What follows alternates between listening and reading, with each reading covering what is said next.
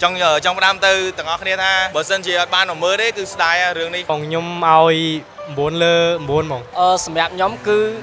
9.9លើ10បង0.01ទៀតដោយសារខ្ញុំទៅទប់ទឹកអត់បានមើលអញ្ចឹងតា ទឹកកតុកទឹក sound surround sound emបង surround sound em surround sound ពេលខ្លះយើងអត់ត្រូវភ្ញាក់តែ surround sound ទៅត្រូវមកដែរហើយមួយទៀត VFX រឿងខ្លះគេអត់ឲ្យដឹង រឿងខ្លះយើងចង់ដឹងគេមិនឲ្យយើងដឹងរឿងខ្លះយើងមិនចង់ដឹងបែរជាឲ្យយើងដឹងទៅវិញ បែរជាដឹងរឿងខ្លះយើងចង់ដឹងបែរជាអត់ដឹង គេមានពាក្យរបស់គេនៅក្នុងសាច់រឿងហ្នឹងណោះ បើ rap ហៅផាញ់ឆ្លាញ់ យសុភាប៉ះចំគេអ្នករ៉េបអញ្ចឹងគេថាមានពាក្យកន្លឹះពាក្យសំខាន់អីអញ្ចឹងណា បើអារម្មណ៍ខ្ញុំដែលខ្ញុំមើលហើយបងមានអារម្មណ៍ថាពេលមើលរឿងហ្នឹងភ្នែកយើងអត់ទៅទេបង មិនចឹង ដោយសារតែយើងត្រូវតែនិយាយទៅចាប់អារម្មណ៍ស្ទើរគ្រប់ប្លង់ហ្មងសណាយោចេញបាទតែរវល់ភ្នែករវល់រហូតហ្មង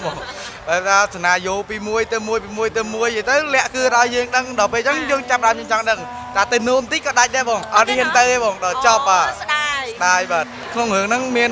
កន្លែងដែលយើងតាក់ទាញច្រើន អីដែលខ្ញុំរំពឹងលើរឿងហ្នឹងគឺខ្ញុំមើលសប្បាយចិត្តមែនតើដោយសារគឺ perfect សម្រាប់រឿងហ្នឹងហើយខ្ញុំចង់ឲ្យបងប្អូនទាំងអស់គ្នាចូលរួមទស្សនាបានច្រើនកកដោយសាររឿងនេះគឺផលិតដោយស្នាដៃកូនខ្មែរហើយខ្ញុំអត់និយាយអីច្រើនដឹងតែ surprise រឿងហ្នឹង surprise ខ្លាំង ខ្ញុំឆ្លាញ់ស៊ីនមួយដងថាកប្លែងស្អីគេអីឪហើយស្អីគេ ប្រូលគាត់ជុំគ្នា ប្រូអូលយទាំងកប្លែងទាំងសាច់រឿងនិយាយទៅការសរសេររបស់អ្នកនិពន្ធគឺគាត់ធ្វើមកឲ្យយើងតាមដានរហូតដល់ចប់លោយកហ្មងយល់ជាពិសេសកប្លែងហ្នឹងហ្មងខ្ញុំជាអ្នកចូលចិត្តមើលកប្លែងគិតមកពីផ្ទះហ្មងថាមានជុកមានបងសុបិនមានបងប៉ែចម្រងហើយអត់កប្លែងមិនមែនរឿងហ្នឹងទេលយយកបាទប៉ុណ្្នឹងបាទ និយាយទៅមានមួយទៀតបងចឹងណាបងសែតអញ្ចឹងក៏អាចសើចចេញដែរ ដោយសារតែរឿងធ្វើយើងចង់តាមដានយើងចង់ដឹងថាសាច់រឿងវាមិនអញ្ចឹងហើយកន្លែងដែលខ្ញុំស្រឡាញ់ជាងគេកន្លែងតែគេឲ្យដឹងថា